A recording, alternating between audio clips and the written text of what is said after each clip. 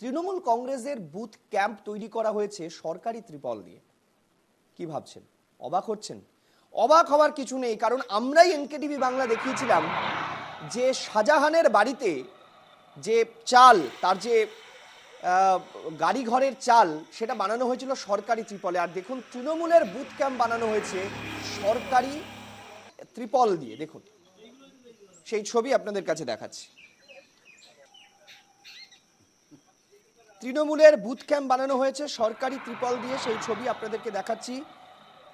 দিগবেরিয়া,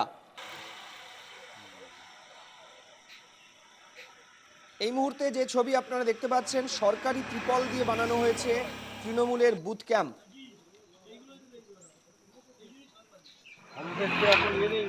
ওদের আছে, ওরা সরকারি ত্রিপল দিয়ে করছে, আমরা ওদের কি বলবো। এটা কত নম্বর বুথ? আমরা 143 নম্বর। কোন অঞ্চল? এটা সরকারি ত্রিপল মানে আমরা ত্রিপল চেয়েছিলাম, অনেকে দিতে পারেনি।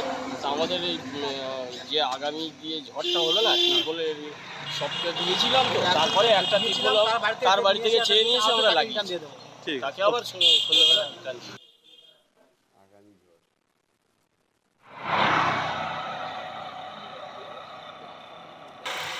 দিঘির পাড়া, জয়নগর, দেখতে পাচ্ছেন সেই ছবি। একেবারে সরকারি ত্রিপল জলজল করছে, আর তার মাথায় রয়েছে তৃণমূল কংগ্রেসের পতাকা। এটি তৃণমূলের বুথ ক্যাম্প। দেখতে পাচ্ছেন সংবাদ মাধ্যমের ক্যামেরার সামনেও কেমন নির্বিকার তৃণমূল কংগ্রেস কর্মীরা রয়েছে। মমতা বন্দ্যোপাধ্যায়ের ছবিও দেখতে পাচ্ছেন, সেই ছবি।